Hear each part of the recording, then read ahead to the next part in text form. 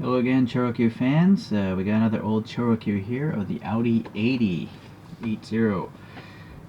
So I just ordered it online and came in this little box. Alright.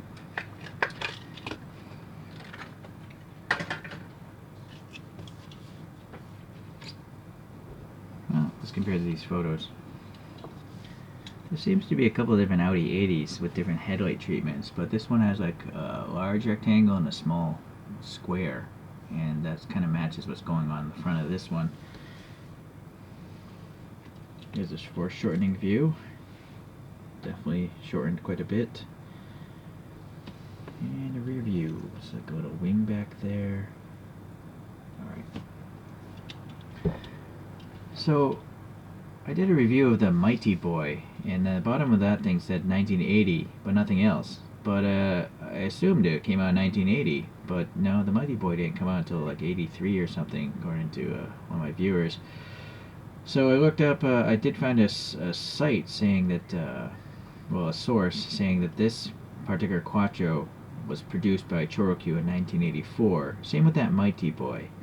So this 1980 is not indicative as to how old this toy is. This toy is 4 years older than 1980, but still pretty old, almost 3 decades, right?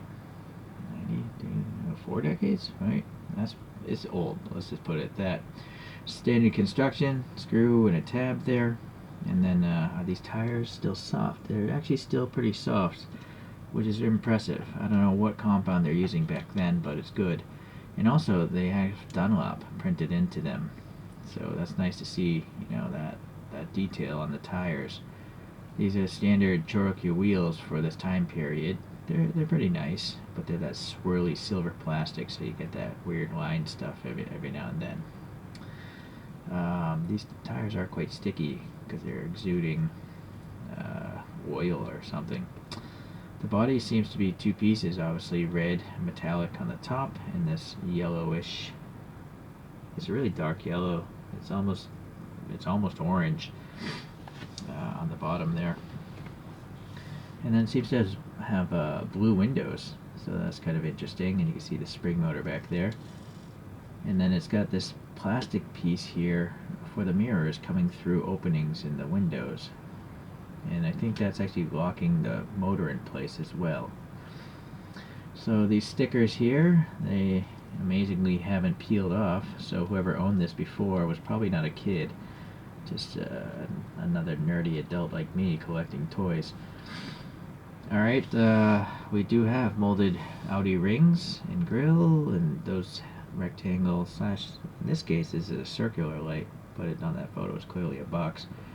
And then some maybe turn signals possibly, and then some grille, obviously not highly detailed, being from 1984. You know, the wheel gap isn't too bad considering. It looks bad here, but once on the ground it seems okay. The door panel gaps are okay. This is a strange looking door handle. What's it look like on this side? Strange on this side as well. It's like too many lines or something in there. And a whole lot of window / molding lines here. The taillights, yeah, you can see some molded rectangles but no additional paint. And we have the nice little sticker there. And it's definitely scratched up though. Maybe it was played with. Alright. And then yeah, back to that text there. So maybe this is the 52nd ChoroQ. That could possibly be what that is. It's interesting they have a patent number, patent pending number.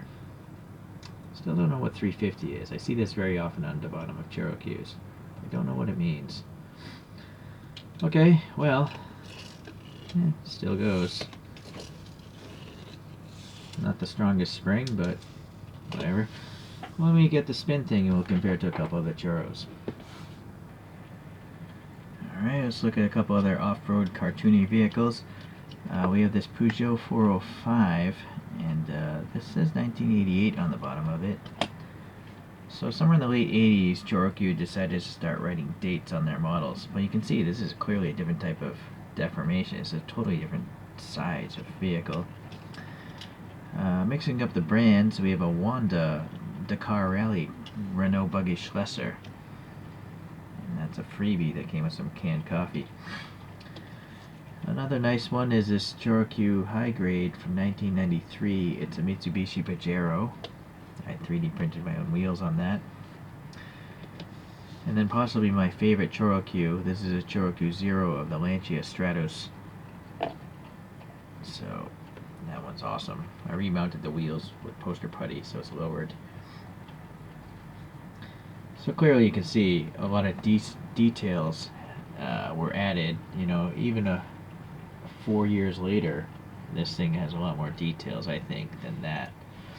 And then obviously more modern castings are just simply more printing, more details, all that stuff. Okay, well, let's let this guy spin on its own anyways. So these older ones, you know, I don't expect a great amount of detail. It's more like collecting classic Matchbox cars or classic Hot Wheels. You know, it's something about the crudeness of them, but taking into account how old they are, they're not so bad. You know, there's a charm to them.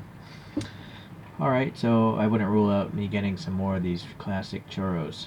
I'd like to ideally get some from the original series of 1980, but it's really hard to tell which ones they are because they don't really, you know, I thought this was from 1980 because that's all it says on the bottom, right?